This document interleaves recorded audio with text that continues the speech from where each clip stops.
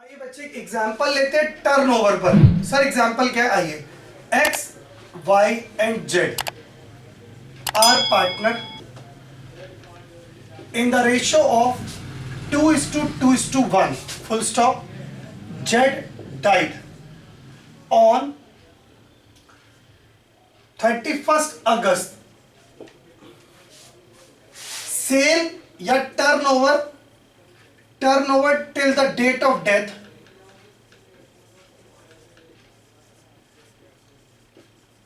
rupees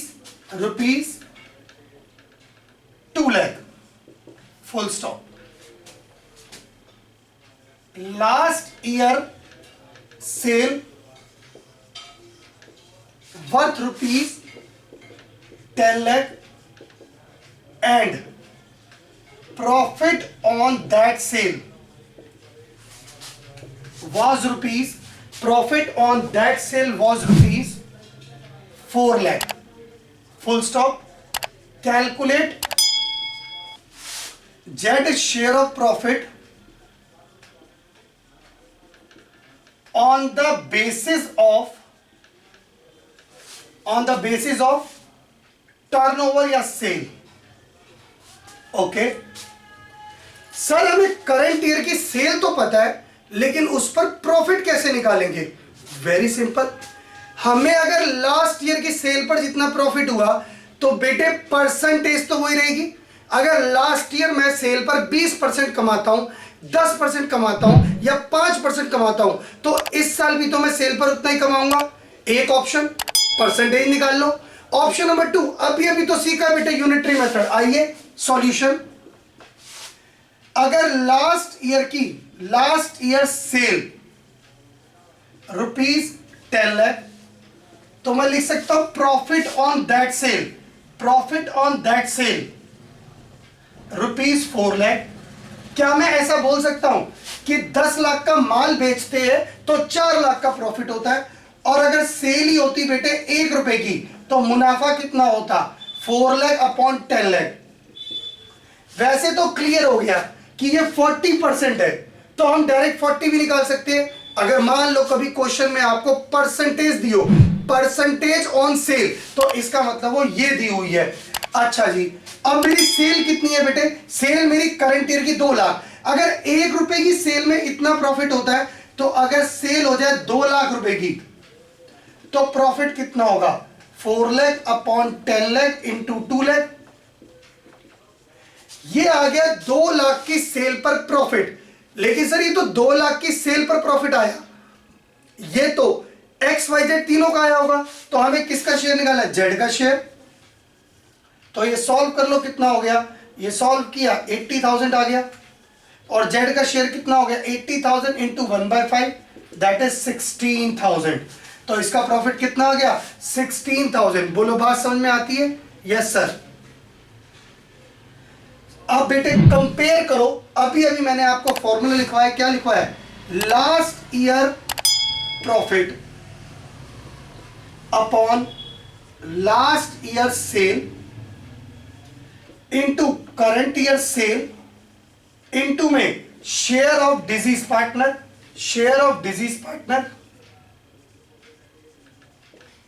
आप देखिए, क्या हमने ये फॉर्मूला अप्लाई नहीं किया? आप ध्यान से देखिए. Last year profit 4 lakh, last year sale 10 lakh, current year sale 2 lakh into में शेयर आ गया बेटे. एक एग्जांपल और देखते हैं.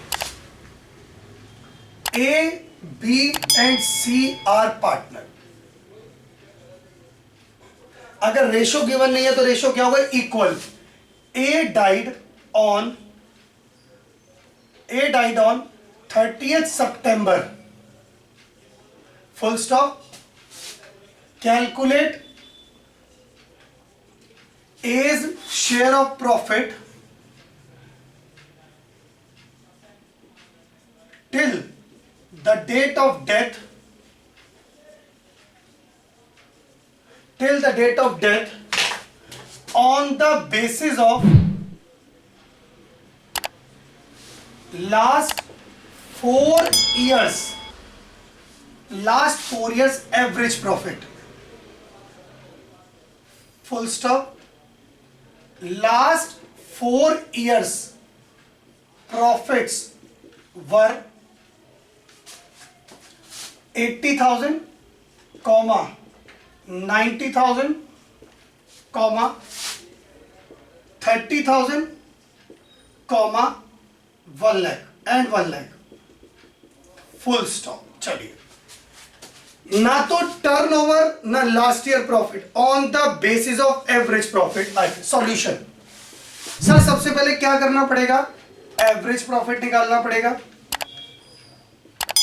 Sir average profit sum of profit upon number of years, sum of profits upon number of year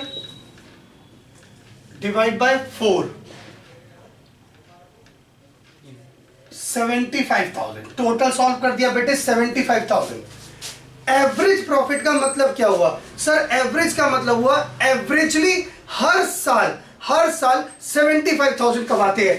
तो जिस साल पार्टनर मरा उस साल भी उम्मीद कर रहे हैं 75,000 अर्न करेंगे. तो अगेन मैंने लिख दिया प्रॉफिट फॉर 12 मंथ्स. तो ये 12 महीने का प्रॉफिट है, क्योंकि एवरेज आई 12 महीने में इतना कमाएंगे.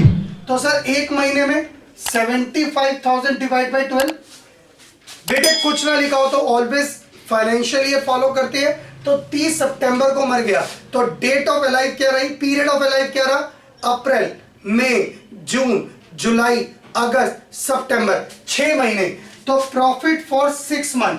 तो 6 मंथ का प्रॉफिट क्या हो गया? Divide by 12 into 6.